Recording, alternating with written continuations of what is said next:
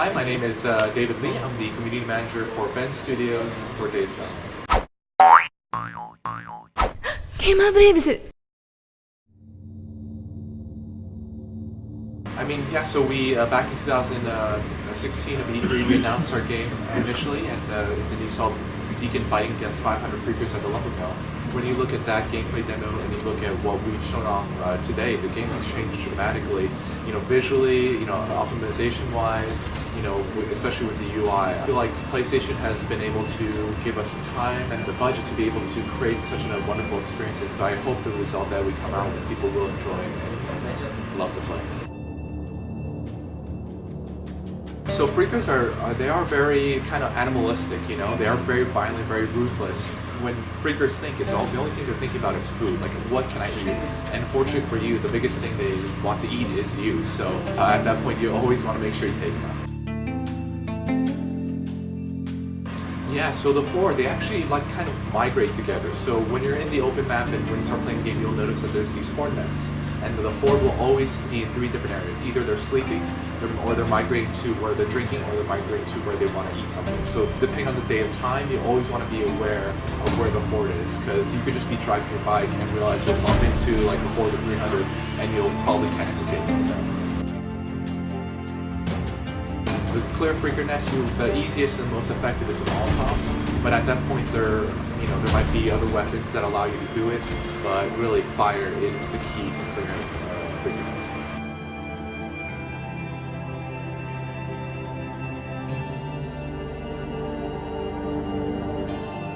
Necessarily, they don't have like less HP or anything when it's like sunny, but it just during the nighttime and especially during the snow, it just makes them more aggressive and more like kind of feral and more violent. So yeah.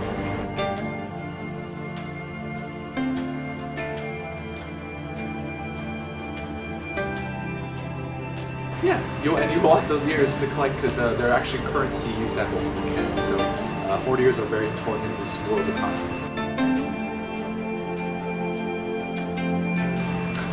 I don't believe so, but I'll take that feedback to the office. The Rippers, they have their areas that are well known to everyone, because the second you see a Ripper, either you're going to die or you're going to barely escape. So right now within the game, you know, there are these set locations to where these camps are, where the Rippers are and things like that. So you just once you're aware of them, you'll know where they are.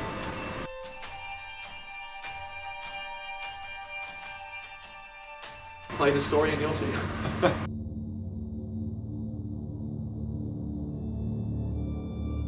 With the version we have now, you don't have too many of those decisions in the main storyline to take, but you know, as you're riding the open road, there's a chance you will see survivors, you will see these scenarios where you have the chance to think, okay, am I going to use my resources? Am I going to take the risk to save these survivors? Will they supply me something good, or will they just have nothing? So it is that player choice that we're going to give you guys to make those decisions with the kind of moment-to-moment gameplay. It does not affect the main storyline. The main storyline is kind of set, and that's kind of the story the creative director wanted to tell. But really, it's on the onus of the player to whether they decide whether they want to be a good person or kind of asshole. I think the main story kind of will give that information to you. We have announced DLC, but we haven't really announced what that DLC is yet, so I keep an eye out for that. But with the main story, yeah, that should be sufficient enough to tell you the characters' backstories and make you care about them and want to learn more about them.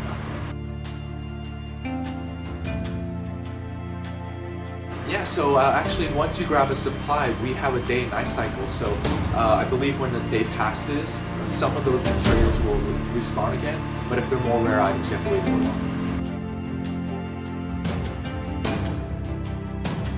Not really. So right now, we can say that the difficulty only affects how much damage you receive and how much damage you take. You know, we have the melee, ranged combat, and survival. So if you're more out there trying to scavenge supplies and things like that, you want to go into survival because it's to make things easy for you, and you actually get more of those items. For ranged combat skills, you know, it makes you be able to kind of have more ammo capacity, use focus mode, and make things a little bit easier ranged combat skill-wise. For melee, you want to essentially get you started with melee weapons, actually increase the damage of your boot knife, which you will always have in GamerBraves. So you always want to balance these skill points and kind of find that perfect space between all three. Yeah, so that's the way it's supposed to be, but under the melee skill tree, you can actually put a skill into being able to repair certain weapons. So at that point, if you find this, like fire axes are great in our game, they usually two-shot most enemies, but they break really easily. So once you get that skill in, you can use scrap to consistently keep that weapon yours, so you can always use it. So yeah, we give you that option if you put the skill points into it. You can, using your bike to hit animals or to hit creatures, it's very viable because it's usually one-shot kill. Not through the skill tree, but through Copeland's camp or through the cabinets. You can get a better frame, you can add more durability to your bikes, so you can make your bike kind of like a random machine a little bit if you want. Yeah, you'll still receive damage, but you can significantly reduce the damage you get on your bike if you upgrade it to the necessary parts. Yeah, the features I would definitely say is we can drop 20 people into the same location and they can all drive in different directions, or maybe even go in the same direction, but they'll all have a different experience thanks to our dynamic weather system, thanks to the ambient events we have in our game. But everyone will experience something different, they'll all have a different story, and that part I really appreciate. The replayability of our game is really good. At least with the Days Gone the way we have it now, we just wanted to build this really compelling story, this really emergent world.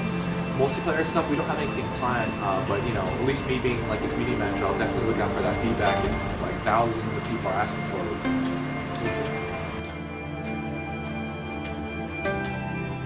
Well, I haven't tried the maximum. I've done up to like 10 plus. If you stay back and you position yourself, yeah, I've been able to mark them all.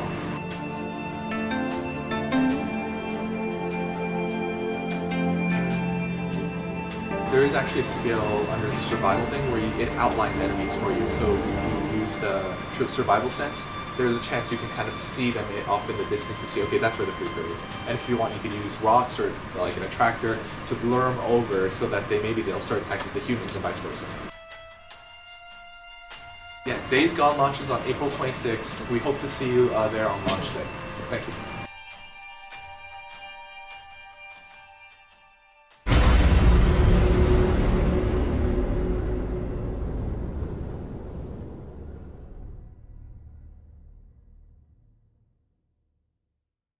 Hey guys, if you like our content, do like and follow our page.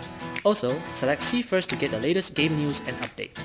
Don't forget to subscribe to our YouTube channel and select on the notify button to get notified to our latest gameplay trailers. Don't miss out!